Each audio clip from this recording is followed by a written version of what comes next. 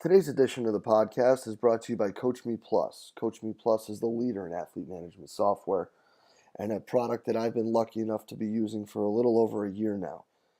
Only rivaled by the impeccable customer service that Kevin and his staff provides, Coach Me Plus's ability to constantly be amoeba-like in their ability to mold and matriculate what you're trying to get across and bring together is absolutely fantastic. Their constant pursuit of better ways and better methods and innovations and progress to their own product is absolutely fantastic. Go over to coachmeplus.com. Check out what they got, guys. It's something that I guarantee you won't be disappointed with. Hello and welcome to the podcast. Today, guys, we have a really awesome interview with Robbie Bourke. Robbie runs a podcast called All Things Strength and Wellness. It's on iTunes. If you haven't subscribed to it, you should. It's on my queue every week. I listen to all his stuff. And we talk about just like professional development and how our projects have kind of helped mold us as a coach and some great lessons that we've learned from some of the people that we've been involved with. Robbie's coming up on 100 episodes this week. So congrats to that, buddy. That's freaking awesome. And it's really cool. We get into some other things too, some projects that Robbie's working on right now that he's got moving forward. So it's a really cool talk, guys. A lot of kind of behind the scenes type stuff. I hope you enjoy it as much as I did. Let's get right to it. All right. Robbie, thanks for being on with us today, bud. Thanks a million, Jay. I really appreciate the invite to come on to your podcast. Yeah, man. So sat down, we're able to get the real face-to-face in Dublin a week ago.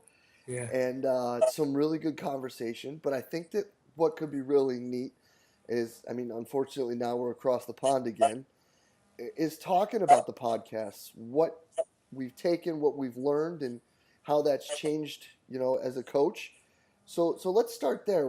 Let's start with, off the top of your head, 3 to 5 of the coolest stories or best lessons that you've taken from running your show. And then let's get into how that's changed you as a coach. Well, I'm up to actually just on 100 episodes now. I have Franz Bosch is the latest one to come out. I'm actually going to post them up after I get off of you now. But I suppose it'd be hard to like pin it down to a few. But originally, probably like yourself, we kind of touched on this last week when we met that it's nearly selfish reasons you start a podcast. Just so you can kind of interact with people. And then you are obviously putting a service out there because you're sharing that information with everyone. So, but originally it was more of a selfish thing. How can I get the likes of Joel Jameson and Greg Cook and Paul Check and Dan John and then more like research people like Dan Pardy, who's a researcher in sleep, and people like T.S. Wiley, who wrote a great book about sleep called Lights Out. How to get like these certain people onto the show or get in contact with them. It was to kind of have a show. So that was the main reason. In terms of how it's changed me as a person and as a coach, like I suppose interacting with the likes of Paul Check from a spiritual and personal development standpoint, that's definitely had a huge impact on me. In terms then of just basic health and wellness, the interviews I had then with Dan Pardy on sleep was excellent. In terms of coaching, some of my favorite episodes have been with Matt Jordan, who's a sports scientist in Canada. Mm-hmm. Dr. Mike Israetel, fantastic. I have one that's not published yet with Eric Helms about his muscle and strength training manuals, in that he covers like a hierarchy of strength for strength and hypertrophy, which was another fantastic show. Of course, Franz Bosch just mentioned, like to pin it down to a top 5 would be tough. I would have to go through them all, and it would take a long time to say these would be my top 5. But obviously, some shows have had more of an impact on me than other shows. But definitely the podcast has definitely changed me profoundly overall as a person and as a coach. But originally started for selfish reasons, as I said. But it's one of the best things I've ever done. And I'm still obviously working at getting it better in terms of audio and all that. So I'm very amateur with the editing. But yeah, I love doing it. Just like yourself, probably you're getting up there in terms of episode numbers too. And I'm sure same as myself, it's changing you as a person, as a coach. And I'm delighted I do it. And I hope it helps people. Yeah, no doubt. It is a lot of fun, and it brings about like different avenues that you didn't think you would think of. Oh yeah, It's funny how you start driving down the interstate and all of a sudden you take an exit, which would be an episode, and you're shooting down different tributaries, you could say, based on the people you've talked to. absolutely. Um, so then let's see here. So like I would say that probably my favorite thing in the 45 we've had has been Rhett Larson, and I'm not just saying that because China won the gold medal yesterday in volleyball, but his story that he gave us about why he got into lifting weights was fantastic. Like my assistant and I, we still joke about it every day. Um, things like that where you can get sort of the intimate secondary side of the coaches um, is really really fascinating to me. So let's go and talk a bit here though about how specific interviews have changed you as a coach. So if there was a time where you talked to somebody and you were like, "Oh my god, I got it all wrong. Like what am I doing?" Like or even just even like a brief, "Wow, that would be something that could be really important for team X or client Y," something of that nature. I would probably say my three-part series with James Smith the Thinker was a big holy shit, I know nothing about training, and I've had a lot of feedback from that three-part series. Like it was like a over 3 hour episode. It was on like a Sunday evening, and it just went on and on. And I was like, this is going to be such a monster show. So I divided into three parts, and it was one I got a huge amount of feedback from. But I learned so much every time I talk to James Smith. So much every time. Like I suppose a lot of times you're bringing on guests where you've read their material, and their material is very similar to what you maybe currently think, or it's along the same avenues you think. So sometimes you're getting a bit of a confirmation bias, and you get into that sort of thing, what John Kiley would call groupthink. Now, John Kiley is another episode which I've had recently, and John's another guy. Every time you talk to him, you're like, geez, every time I talk to John, you just walk away with that sort of old saying, the more I learn, the less I realize I know. And I always get that from John too. I learn so much every time I talk to John. But I'd say that three-part series from James in terms of coaching was had a huge impact on me, just in the way I thought about training. Like I remember one thing he said, which I found profound over that three-part series. He was kind of saying that in our profession as physical preparation coaches, or whatever you want to call it, strength and conditioning coaches, we can actually get away with doing a lot of damage to our athletes for a long time. And he said, if you think about it, there's very few other professions where you can get away with that. He's like, if you were a plumber and you basically screwed up a pipe, you get instant feedback. If you're a doctor or a surgeon and you do something wrong, you get instant feedback. So he was trying to get his point across that as physical preparation coaches, we need to have more instant feedback or mechanisms for feedback in place to show that what we're actually doing is having a positive effect rather than, well, this is the way we always do it because this is the way we've always done it type mindset.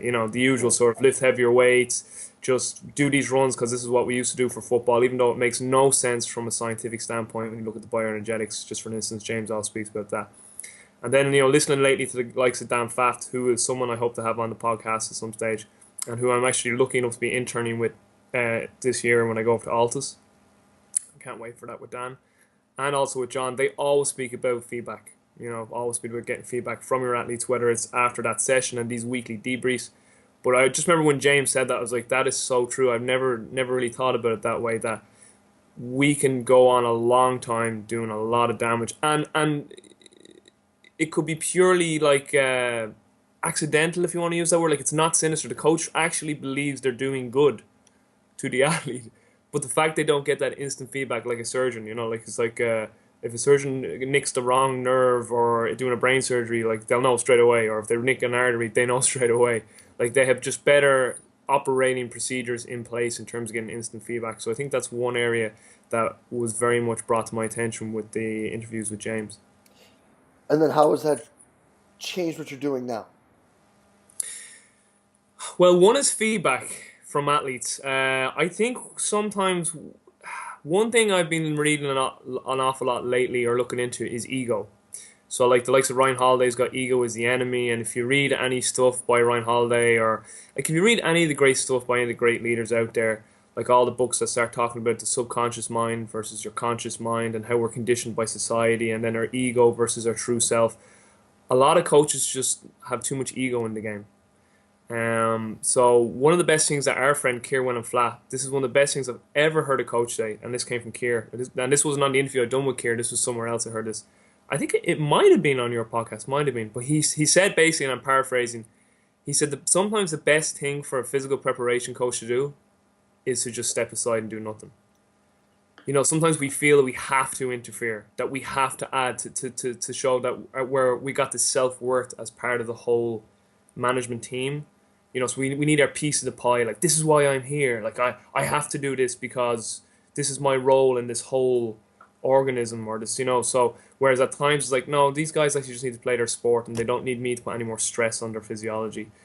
So that was one thing.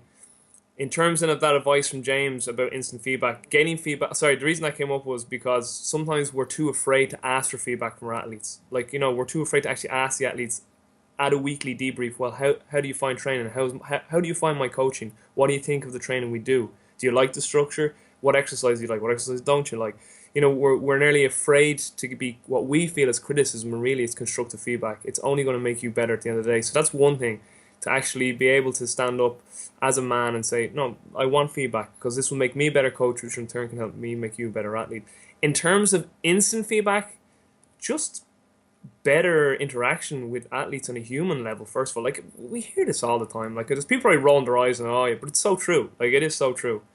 Just a good, like, how are you? Like, emotional intelligence, reading their body language, and even if you want to be a little more, it's still going to be subjective, but RPE questionnaires, even though Patrick Ward says they've been just as proven as some other objective ways.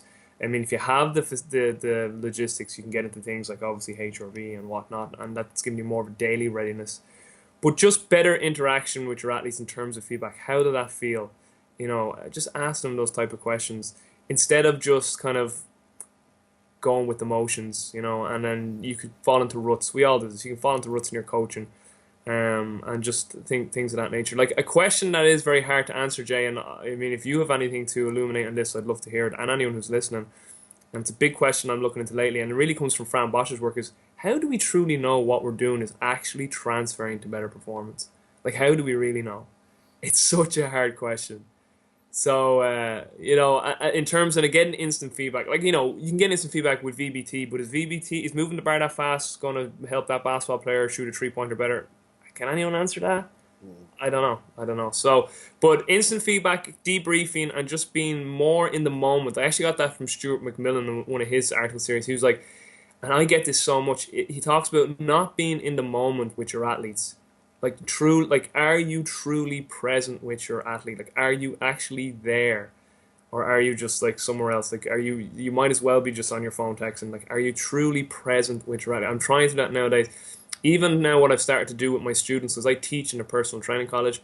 If I'm on my laptop sending an email and they're talking to me at the same time, I'll actually stop and I'll say to them, I'll say to them, I'm just going to send an email here, and then when I'm done, I'm going to give you 100% of my attention because I don't want to insult you by only giving you 50 and giving this person I'm emailing 50. To be fair to both of you guys, I want to give you 100% of my attention.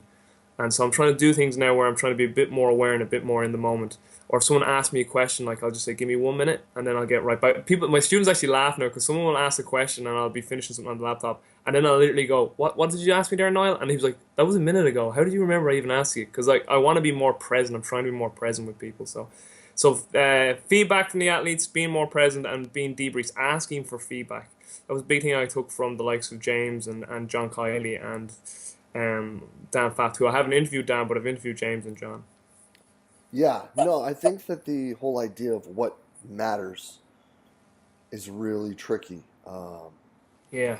Kier's name's been said too many times already, but And by he, the way, just to say this, like, fantastic coach. oh yeah, Like, and a super cat too, man. ah, great guy. Yeah, and but he had something where he put some post up this week where it was about what matters and what doesn't, and this, that, and the other thing. It might have actually been piggybacking off Mike posting something about football players in America can't squat as much as people think, and Is this the post about the Japanese rugby players where oh no, no, no, no, but that was great. oh, that was a really good post too. Yeah, Yeah, and that's a whole other topic we can get into, but it was absolutely. Yeah, something like people talking about what matters, and he's like, with rugby, vertical jump means zero. yeah. And I was lucky when we were in Amsterdam last week to spend the day with Hank, and he was talking about, people like to look at vertical jump for basketball and volleyball players, but it really doesn't matter. It's like, well, I mean, just the goal's 10 feet, the net's this high. Mm. That doesn't change. It's not like a high jump. Um, and we kind of started talking about the same thing. And he's like, so what do you think matters? And I'm like, I have no idea. I thought I did until we started talking, but now I have no idea. I Like do me with think, like me with John and James, it's like I know nothing. yeah, I mean, I think that you need to have something to prove that you're improving, but are those the measurables that matter? I mean, like you said, I mean, VBT's great, and I think if your athletes are prepared for it, it's a great method to use. Yeah. But if you're hitting point 0.6 versus point 0.7, does that mean, on like a jerk or a push press or squat or whatever you're doing, does that mean you're going to shoot 8 for 10 versus 6 for 10? And nobody has that answer. No So, one has that answer. Yeah, I know. So it's like I'm reading a book. I just started reading this book. I don't know if the people can see that. Um, so yeah. Strength and Conditioning for Sports Performance. It's edited by Ian Jeffries and Jeffrey Moody. And just on that point, Jay, I only read this yesterday morning, and it was in chapter one. Chapter one is called Effective Coaching and Strength and Conditioning, but there's just a small piece in it that relates right to what we're talking about. And if I'm just going to give it a quick read here for you guys. So it basically says on page 4 and 5, it's only like 5 or 6 lines. It says the bottom line of these organizations should be to enhance performance. They're talking about like a sporting organization. So like, if you're talking about like a big NFL team or basketball team, or over here in Ireland, the Gaelic football team or hurling team, etc. In a multidisciplinary support structure, however, managers may wish each disciplinary specialist to be showing evidence of his or her unique contribution. So, like for a strength coach, they want to see like the vertical jump numbers and the bench 1RM, the squat 1RM. In this case, the strength and conditioning coach is driven towards performance data on specific exercises rather than bottom line performance, which should be the only indicator. In simple terms, if I have to keep demonstrating efficacy based only on my bit of the performance pie, so our bit as S&C coaches or physical preparation coaches, my emphasis will almost inevitably be disproportionate, thereby inhibiting other areas. Adding to this problem, poor transfer from strength and conditioning exercise to performance. For example, bench press increases associated with decreased handoff performance in rugby.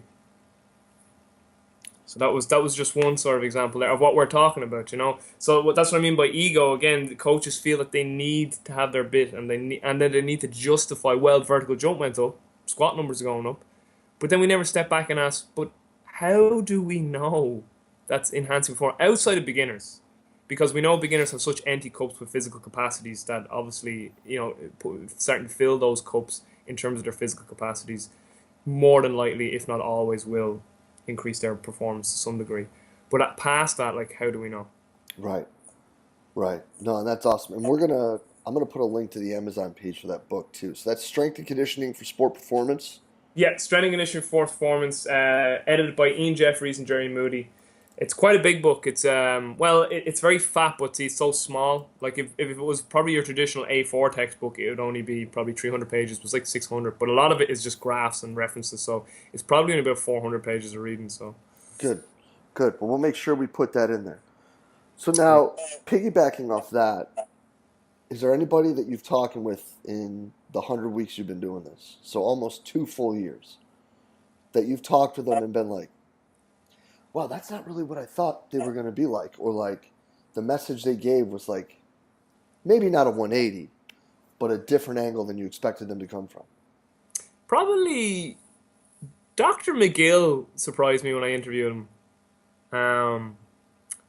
And it's funny, he's only on the recent Strength Coach podcast, and it's sort of similar. Like, I think a lot of people, their first impression from an external perspective of Dr. McGill is that like he's a real sort of stern, my way is the only way sort of professor, and he's not like that at all. He's like such a guy's guy. Like he's so funny, he's so pleasant, he's just so polite, so open to everything. Whereas some people think that some people assume he's closed off, but he's not at all. So he was very different to maybe what I had anticipated. But I would like to think that I am not shaped by other people's opinions. I like to think that I'm like that. So like if you say to me, "Oh, that guy, I don't like that guy," I like to think that I have enough confidence and self awareness not to be influenced by your assumption or impression of someone else. I like to be able to make up my own mind. I mean, I say this to every single person I ever interact with or come across with, whether it's a group of people or one individual. The only thing I ever want one person to take away from me, this is the only thing, is that all I ever want for every human in this world is to think for themselves. That's it. That's all I ever want. All I ever want people is just to think for themselves, to have enough courage to come to their own conclusions and everything in life, and to empower people to do that. That's the only thing I ever want anyone to take away from me, and never to blindly accept what anyone else tells them. And that includes me. So when I say this to my students in college, I'm like, that includes me now. That includes me. Question, be inquisitive, always have enough courage to go your own way and follow your own path. But Dr. McGill was one. Big time Dr. McGill was one, yeah. I'm just trying to think, is there any other ones that surprised me? Um, like Dan Baker is a funny story, actually. Dan Baker is a very funny story because I had originally contacted Dan, and I don't know if I should share this. I don't think he'll care, but I originally contacted him through Facebook, and I was like, Dan, I'd love to get you on. And I got this reply, and I was like, "Yeah, Dr. Dan Baker will come on, and it's $150 an hour." And I just wrote back saying, "Listen, my podcast is non-profit. Like, I wouldn't. I know, I was young at the time, and I didn't have the money. I was like, I'm sorry, I wouldn't be able to afford that." And then I saw him on a few of these podcasts. I'm like, yeah, really, these people are all paying $150 for these. So I was like, is he charging you? And like people were like, yeah, on the down low, no, he's not. He's not charging us. And I was like, what's going on here? So I saw a link with him, and I wrote in a comment on the Facebook, like, Dan, how can I get you on my podcast? Sort of tongue in cheek, and he goes, just ask me. And I'm thinking, but I did ask you before. And so I went back to the Facebook message. This is like 2 years later, or something. I was like, Dan, my message was still actually there. And I said, Dad, I asked you before, look above. And then he goes, oh, I'm really sorry. That wasn't me. That he says, my wife hates when I do work for free. And so he was like, she must have seen that before I done. So, and to be honest, I can only appreciate that because, when you're the spouse of someone whose time has always been taken away, and you could probably get frustrated, like, you give away your time free so much. I could understand that. But eventually we got on, we had a good laugh about that. But he was another great interview. It was such a good interview because another fascinating topic with me is in terms of power output. Dan's done a lot with power output. Um, and only recently, was it Brian Mann? I think it was Brian Mann on your last podcast. He talked about Ben Peterson and the strategies for vertical jump. And this sort of rang true with my conversation with Dan Baker. My thing with Dan Baker was, like, if someone increases a vertical jump, how do we know we've actually improved their rate of force development, their power output? Because they could be taking longer to express that extra height in the vertical jump. So we need to be looking at time to take off and things of that nature. So I find those things very interesting in force velocity curves and time to take off and stuff like that. Like a lot of Eamon Flanagan's work and stuff is very, very interesting in that. But that was very funny with Dan. That was a funny, definitely a funny one with Dan, all right. And he was a great interview. Yeah, no, that interview with Brian that you're talking about when he went through the Excel sheet and talked about how you can calculate all those things. I think more than anything, what's been cool with having Doc on and doing those things is obviously, and kind of rightfully so, he's so distinctly pigeonholed into that Brian Manson VBT guy. And there's so much more to the dude. Oh, so much more. So much more. And I think that, him sitting there and giving those numbers and helping people with that and then talking periodization earlier and those sort of things are pretty cool. And it's, I think, more so for him to be able to be like, I'm more than a one-trick pony, has been... But it's so funny. Sorry to cut across you. No, it's It's fine. so funny. It's so funny you say that, Jay, because when I had Brian on my podcast, I actually said to him, Brian, I don't want to talk about VBT. And he came back and he goes, "Oh, thank God." He's like, "I'm sick of talking." I was like, I actually was like, I want to talk about the what's his thing? APRE. APRE. I was like, I want to talk about APRE with you, and he was like, I haven't done any podcasts on APRE. And I was like, well, that's what I read that ebook, and I find it very interesting. I know it's from Super Training. And I was like, I really want to talk to you about that. Now we did touch on VBT a bit, but I mean, it was on so many other podcasts at that stage. You were just going to regurgitate what had been said, but I was really wanted to get him on for the for APRT, APRE, yeah, APRE. So that was yeah, it was funny you said that because I remember he was kind of relieved. He's like, "Oh, thank God!" I get to. He's like, because again, he's like, people just pigeonhole me. It's the same with Doctor McGill. Doctor said the same thing. Doctor McGill says on the podcast, he was like, people just think that like I brace everything. He's like, everything comes into me. You got a broken leg, just brace your abs. You got cancer, brace your abs. You got to lose weight, brace your abs. He's like, everyone thinks I just brace people. He's like, that isn't what I do at all. But we do that. We do it. Like everyone gets kind of painted with that brush. But as Ralph Waldo Emerson has said in his essay Self Reliance, to be great is to be misunderstood. So Oh, no doubt about it. So then, you've got some cool things going on for you right now that we need to touch upon. But before we get to that, let's finish the podcast talk with one really simple question. If cool. you had any interviews that you could do again, either do over or bring back because they were great or there's new developments or whatever it may be, who would it be? I think one that I'd really like to redo is one I done with a gentleman called Jock Fresco from the Venus Project. It's not a coaching related one, it's more of a life thing. Because my podcast is some life stuff too. Reason for that being that the audio was a little bit iffy, but the message was very profound. That'll be one I would like to redo. Any other ones that I would like to redo? That's the one that immediately comes to mind. I would have said Paul Check a while ago because the very first interview I did with Paul had a massive influence on me, huge influence on me. In terms of, it was an interview just around about like how to attain self mastery and self actualization, and basically how to live a more spiritual life. And what I loved was he gave his definition of spirituality, and all spirituality is to Paul, and I use this definition all the time, is it's nothing more than taking responsibility for what you create moment to moment.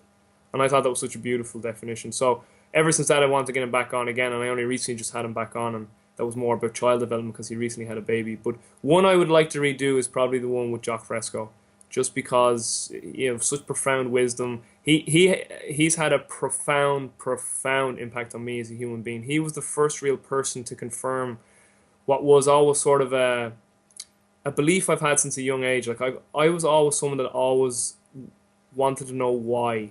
Why are people the way they are? Why is everything the way it is? And then he came out with this statement, and it just rang so true to me and my heart and to the marrow of my bones, where he said, everyone is a victim of their culture and their environment and society. And he's like, all you can ever have for anyone is unconditional love and compassion and empathy, because everyone is the way they are for a reason. And many times these reasons are unbeknownst to the person. So just because the audio wasn't great in that, and he's an old gentleman, and he's over 100 now, that's one I'd probably like to redo. And one person who I haven't had on the show, who I would absolutely love to have on, is a gentleman called Joseph Shilton Pierce, who's another guy who's had a profound impact on me. Just again, his writings on spiritual development and personal development and self mastery, just stuff like that. So, and I know this podcast is obviously more towards sports performance and physical preparation, but we all know that if you're a better human, you're a better coach. You can touch more lives in terms of your athletes, and then hopefully that bleeds into their lives, which then transfers to their children, their children's children, the people in their lives. So it's a domino effect. Yeah, no, that's pretty awesome too, man. And Paul Check, he's kind of a love him or leave him kind of person because some of those things are a little left to Yeah, center. again, it depends on where you're coming from, where you're currently at. In terms of the certain things he'll say, and just where you are and your perception of the world and everything around. Because again, you're only a victim of your culture and your environment and your upbringing. Again, if you read any of the great literature on human behavior and psychology, they all talk about the subconscious mind versus the conscious mind, and how our subconscious belief system is set from infancy, and we get that from our parents and from our society and from our schooling. And true self-actualization is to be able to step away from that mask and that identification. Say, is that really me, or is that just a reflection of my indoctrination? So that's what true self-mastery is finding out who you are. Like, okay, my name is Robbie Bourke, but that doesn't tell you who I am. Like, who are you? Like, you know what I mean? But with Paul, he has so many different hats. Like, okay, the exercise stuff, I could take it or leave it. There is some stuff that what Paul does that I wouldn't necessarily agree with, you know. But I'm more into sort of his self-development umbrella that he has. I think his nutritional stuff is decent. I think again his self-development, self-mastery, spiritual stuff is decent. His exercise stuff, yeah, if you're more on the S&C side and you're only looking at that, you could say take it or leave it. But like anything, no one's perfect. Like no one, like you look at any of the great leaders we've ever had, whether it's within our own profession of strength and conditioning or physical preparation, or just leaders in general in history. Like no one's perfect. We all had our flaws and our goods and our bads. But he's had a big influence on me, definitely. That's awesome, man. That's freaking cool. Because it is. It's such a different. It's a different avenue that you can look at, and it's things that I think coaches need to take better care of. Brett Bartholomew's writing a book now about developing those relationships and interacting with players, and That you just remind me that's another guy I interviewed, and he had like actually Brett Bartholomew, only for Brett Bartholomew. And I'll just give me 1 second because I want to grab this book, and I don't want to let my bookcase fall over, but it's just literally right beside me. But Brett Bartholomew is somebody. Oh, I've got all these books here. Is somebody who had a profound impact on me as well, because he was the guy who introduced me to this man, Robert Greene, a book called Mastery. And you can see how much I studied that book. But that book has profoundly changed me. And without that book, I would not be going to Altus. I wouldn't be doing an internship. I wouldn't have went and worked at Mike Buzz last summer without reading that book. That book made me realize, like, I was at a stage in my career where I thought, don't need to do any more internships, I'm in my mid-20s. I won't go back to college. This book has made me now get a master's that I'm starting in September. This book has made me get a dream internship with Dan Faft and Stuart McMillan and all the staff at Altus. Like that book profoundly changed me about how to master your craft, how to really get in and love it. So without Brett Bartholomew, I would have never found that book. And just even Brett as a human, his story, I don't know if you heard his story. If you haven't heard Brett's story, go on to Mike Robertson's podcast, Physical Preparation Podcast, and listen to that. As a human being, I've nothing but love and respect for Brett Bartholomew and what he's doing for our profession. If everyone done that, I mean, our profession would skyrocket. We'd be right up there as respected. We'd be as respected as medical practitioners if every one of us was putting in the intent and love that man does. Yeah, he is a rock star and a better human being. And Oh, absolutely. So listen, man, we got some news that you got to drop here too. I would be completely remiss if we didn't talk about what you've got going on for you right now. So let's share with the listeners what that is and go from there. Yeah, so I 2 years ago, and I'm a terrible marketer. So this is a terrible plug. But 2 years ago, I recorded a 4-day strength and conditioning mentorship. It was in live, in person. Got beautiful weather for it here in Ireland, and it is now an online resource. It's 20 hours of high density video material or HD video material, and you get all the presentations too in PDF format, and it covers everything from the functional movement screen and all the corrective strategies for the movement screen. Now, we can always debate about the movement screen, but it's just a screen. That's all it is. It's not to be all and all. Even Gray will tell you that himself. There's a lot of false assumptions that surround it, which I cover in depthly in this program. From there, then, we look at performance testing, analytic profiling. We also look at then dynamic warm-ups. We look at we look at plyometrics and explosive medicine ball training. We look at linear multi-directional speed development. And with linear speed development, we look at both acceleration and absolute speed. And then we also touch on heart rate variability. So they're the video modules in the whole course. It's 20 hours of material, as I said. Everything has a lecture and practical component. And then all of the PDFs are there that go right with it. And so I'm re-releasing that product. When it originally came out in the end of 2014, it was priced at €247. And it sold very well there the first few months. But just this week, I've just been there and I'm just saying, you know what, I really must put a special offer on that because it really is a great product. And a lot of my students who've gone through the college where I teach it this year have bought it and have given me great feedback. So for this week, I'm putting it on sale for €97, so it's €150 savings. And I really think it's a top class product, and it's 100% money back guarantee. I think when you see that with a product, you know that the person selling it is genuine. So, um, I think a lot of people they're very shy about selling their products. I'm not shy about selling a soul because I put my heart and soul into that product. I know how much work went into that product, and I think it's a solid product. So, yeah, I hope a lot of people pick it up this week if they check it out. Yeah, and that's underneath this. We're definitely going to have a link to that page. And then just going through this, how this week's going to go is we're going to have two of the talks that you've mentioned each day going up. Well, the first day will be all three. So Monday, which is the day you guys hopefully are listening to this, because it should have popped up on your iTunes, and you should be rocking this on your way to work right now. Um, but we're going to have this Monday morning, and this will be the Learning at Lunch Monday. Tuesday will be the three-part series with James. And then just looking through here, we're going to have Franz and John on Tuesday, Stu and Dr. Baker on Wednesday, Brian Mann and Paul Check 1 Thursday, and then Brett Bartholomew, and we'll do both yours and mine on Friday. Cool. And on each one of those guys, we'll also have the links to those two books, The Strength and Conditioning for Sport Performance and Robert Mastery. Greene's Mastery. And if you guys are just listening and you're not watching this, flip this on YouTube at lunch or flip this on Facebook at lunch, because I have never in my 37 years on this planet seen more markings like highlighters, post-it tabs in a book than Robbie's got in Mastery right there. That's in all my books. I'll just show you. Here's my Franz Bosch one. Here's my Franz one. So I put So, them in everything, and here right, was another really good book too. but that's great, and that's dense. The other one looks like each page is now four times as thick as the other as it was when you purchased the book. The Yeah, the absolutely, the poor binding on that thing is seeing better days, and that's for sure. absolutely. But But Matt, yeah, I love it. If people want to know why I use the stickers instead of a highlight marker, because years ago I used to use highlight markers and I just used to absolutely destroy the book. It used to start leaking through the other side, and I was like, I gotta find a better way. So I found those translucent flags, which I find much better. yeah. But listen, Robbie, I can't thank you enough for being on today. Keep doing what you're doing, man.